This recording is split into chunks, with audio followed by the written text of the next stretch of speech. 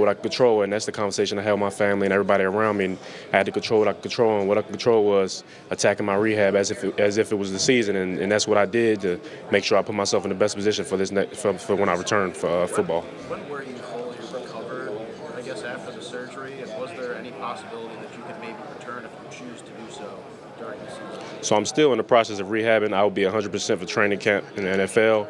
And I got the surgery on October 1st, so there was no chance of me returning, but I was at every home game to make sure I was still supporting my teammates and everything. What led you to make the decision to declare for the draft as opposed to stay for another season after losing pretty much all time? Yes, so physically, I knew, there was no doubt in my mind that I was ready, to tackle, to go out there and compete with the guys in the NFL, but mentally was the big part for me. I had to make sure I was mentally ready for the NFL. If you're not mentally strong and mentally ready for the NFL, you won't last. And guys that are mentally weak, they don't last in the league. And I had to make sure that I was there. And I've been preparing my mental and my habits and my routine since I was a freshman in college. Came in my first day. Special shout out to Jair Brown with the 49ers.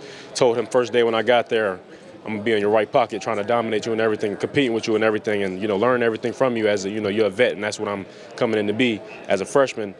Took that with me my sophomore year, applied it my way, kept my routine and habits. In my junior year, I was doing everything like a pro, and I almost learned with the way it works for me, and I knew I was ready for the NFL. Have you been talking to Jair throughout the pre-draft process, and what are those conversations? Yes, I talk to Jair all the time, and I talk to Jair, Nick Cross, and he's also a guy I went to DeMatha with. So I talked to them about the whole process. They explained it all to me, and they just say their big thing was just telling me to be myself. Kevin, what kind of player would the NFL team be getting by drafting? First they're getting a guy that loves the game. I truly love football, and there's no doubt in my mind, no doubt about that. And I don't take this game for granted. It shows in the manner in which I play. They're getting a guy that's a leader, somebody that will come in right away and show how show an example for how things should be done. That I'll uplift the people around me. Whether it's my teammates, coaches, or people in the building. I bring the best of everybody that's around me, and that's a guy that will do that. And a playmaker. I truly, when I'm on the football field, I'm always be near the ball. I'm always be flying around, and I'm truly gonna make plays and be near the ball and be, ball disruption is a big thing I'm about, and that's what I would do. Speaking of plenty of NFL teams, have you met with the Tampa Bay Buccaneers yet? No, I have not. Kevin, what would you say is your defining trait with so many good safeties in this draft class? What, when someone puts on your tape, defines you and separates you from the rest of them? I say truly my instincts in which I play in and the speed at which I play, and then the last thing is how I tackle. I feel like my tackle, the manner in which I tackle, I don't miss tackles, and I'm not used to missing tackles, and it's a standard for me. When the ball gets to the second level, I'm gonna be the guy to get them down. Have you spoken at all to Pittsburgh Steelers during this process? No, I haven't. A lot of Penn State guys who probably could have been here with you right now decided to go back. I mean, was that ever on the table for you? What's your reaction to seeing them do that? Yeah, everybody has to do what they feel is best for them, and whether that's mentally they feel like they want to go improve themselves and mature in certain areas, or whether they want to put some more on the film, that's up to them. And I'm proud of them and happy for them. And no matter what decision they were going to make, I knew they would either come to the NFL and be great players, or go back and they're going to go do what they do. And for me, like I told him, I had to reflect on that for myself and see where am I in the process? Where do I feel as though, am I ready for the NFL? And, like I said, physically, that was never a doubt in my mind, and mentally was the biggest part. I feel like that mental side is more important than the physical side. And, once I realized that mentally I'm ready, it was no doubt in my mind that I was going to declare. There's a time, I guess, in the offseason and also early into the fall where people kind of viewed you as, maybe a first-round talent. Do you still view yourself as that despite this injury? Yes, I do, no question. The injury doesn't change a thing. If I would have played this junior season, I would have showed, exactly what I was supposed to show, and it would have been no doubt in anybody's mind that I was, a first-round talent. When I come back, you guys are going to see everything and more of that, and there's no doubt in my mind. I'll make sure that everybody sees it. This injury is not changing anything, but, all I can do is control what I control, and what I control is when I get back, it's going to be the same. It's going to be a much better version of me. How can you prove that in the pre-draft process, whether it's in interviews or on field? My big thing is simply just when we're going through film, showing that I know what's going on, showing that I can dissect a formation, showing that I can learn a game plan, and simply by going over it one time and coming back to it, and showing the coaches that when it comes, because right now the big thing for me is my mental, and that's showing them that I'm mentally there, because physically, I showed that I can run with guys, I can tackle guys, I can cover guys. Right now, it's just showing that I'm able to go into an NFL safety room and learn the game plan and be a guy that calls the defensive plays and he controls the secondary, and that's the big part for me right now. Kevin, who do you know is What'd you say? Met with formally at the combine. About 18 teams. It's a lot of teams, yeah. Another question. Is there a play from your career that you think best paints a picture of who you are as a football player? It's a couple plays. Michigan, my tackle on Loveland. I'll say Michigan State, TFL I had to the flats, and then my interception against Rutgers. Have you met with the Giants? Yes, I have. How'd it go? It went well. Yeah, I like the Giants a lot. It went well. Yes, sir. KJ, how often do you think about that West Virginia game, how well you played? I guess how eager are you to get back on the field again? Yeah, I think about it all the time. I watch that game all the time. Getting away from football and not playing for a long time, I make sure to keep watching my film. You never want to lose confidence. You want to make sure you keep that going. And throughout this process, I've never lost confidence, and my whole confidence has been boosted because of how strong my mental has and the people around me that I have around me. And I think about the West Virginia game all the time, and my motivation to be back, I can't wait. And I'm glad. I'm blessed that it happened to me. I don't regret anything that happened, and I don't wish anything different because I think throughout this process, I've learned a lot about myself. I appreciate things more than I ever had, and I'm actually blessed that it happened to me. How about the Chicago Bears? Have you had a chance to meet with them? Yes, I have. So, in terms of your game, where do you like playing more, in the box or in coverage? To me, it doesn't matter. I love to tackle. I love to cover guys. Just in football, I love playing football. So it doesn't matter. Whatever you want me to do, I'm going to be willing to do it. I'm going to do it at a high level.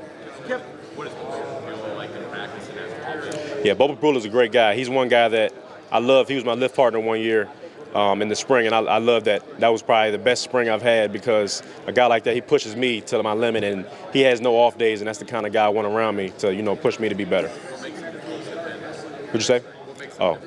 Yeah, what makes him difficult to defend is the fact that he's a lot faster than a lot of people think, which presents problems. And nowadays, when you have a dual threat like him, and then he has a great arm on him. He's a very smart quarterback. So he's a great quarterback. He's going to do great in Missouri, and I can't wait to see him. You're a really strong tackler on film. Is that something you take pride in? Yes, that's something I've taken pride in since I was a little kid.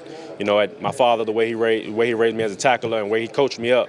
When you hit a dude, he should feel you every time. And, a lot of times you shouldn't miss any tackles as a safety. And, coming at this level, the greatest safeties don't miss many tackles. And they're the guys that, get it on the ground, save the team, make sure we could live another down. And I take big pride in that. And I don't take missed tackles lightly. Kevin, you mentioned you've been studying film. Pattern matching, we just saw in the Super Bowl. We saw what they did in cover 4 pattern match. They did a lot of quarter, half, and even cover 9. What's your experience in terms of pattern matching, and what's your approach to learning those things? Yeah, I have great experience. With Manny Diaz, his defense, we did a lot of that, a lot of simulated pressures, a lot of different things. And same thing with Tom Allen. And my experience, I learned in many different ways, whether it's we get on the board, whether we go to the film, we watch stuff on film, whether we go out on the field. And I've had a great experience of understanding defenses and learning. And, in my time of, like I said, being around Jair Brown, who was a guy that could see a defense like no other and see through an offense, I learned so much from him. And I'm at the point now where, it's very fun to watch film. I could watch film and talk ball all day because it's almost like doing a puzzle. And it's gotten to the point where I wouldn't say it's easy, but it's more enjoyable and it's more, it's not that hard for me to, understand. What's your favorite defense to hear called? What's the one you enjoy the most? I love cover 8 and I love simulated pressures. Thank you. Yes, sir. I'm planning on, based on how my body feels, I want to run the 40. What's the biggest lesson that you learned from Coach Franklin that you're going to take with you for the rest of your life? My biggest thing, and it's not even football related. It's just making sure you treat everybody the same. Treat everybody how you would, shouldn't treat, the janitor different than you would treat your head coach or, just going around the building. That's something I took pride in. You can't, if you go to Penn State, you won't find one person that said I treated them bad. And I made sure that every interaction I had with people around the building was a great interaction. And whether they were having a good day or a bad day, I either added to the good day or made their bad day better. Walk me through the injury so you got hurt early in the season. You tried to come back at one point. Walk me through the process. So after the West Virginia week, that happened. Great game, great team win. We come next week, that Wednesday in practice. I stepped a little funny, tweaked it. That happened. I didn't know what it was. We checked it, looked at it, no swelling. We thought it was just a tweak. So come Thursday, we have a walkthrough. I like to do my walkthroughs with urgency and go a little faster. I like to make sure I'm getting the game-like rep. I step a little funny again, and I feel that sharp pain again. So at that point, I understand, you're going to have nicks and pains during the season. You're never going to feel 100% throughout the season.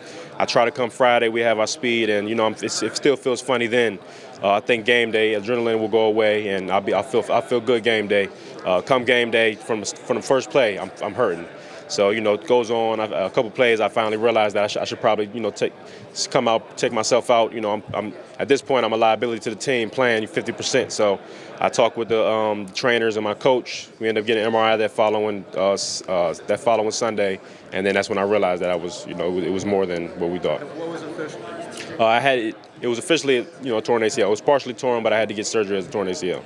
Is there a player as a bigger safety you like to watch, or somebody that you model your game after? Yes, I say Derwin James. Just simply, he's a big safety, a guy that can cover everybody, whether it's zone coverage or man coverage. He can do everything. He can blitz, and I just love, I'm a big tackle guy. I love how he tackles, and then the manner in which he tackles. He's a physical guy and plays football the way it should be played.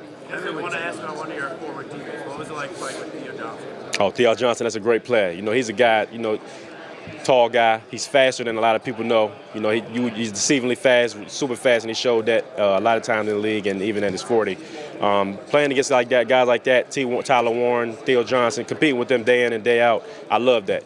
That's what made me such a great player. And the things I've learned from them by practicing it with them and competing with them every day, I learned so much to make me a better player, and I wish the best of luck to them. How do you describe Theo as one word?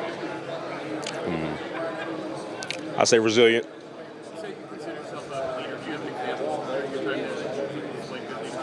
I say in general, I displayed good leadership in the manner of which I went about it. I made sure that before I said anything to anybody or tried to tell anybody to do anything, I made sure that I had my head on straight. I had to earn the respect of my teammates, and as a leader, you can't have any off days. You can't be somebody that comes in some days negative, some days positive. You have to be a consistent guy that's always trying to get better, always trying to be better.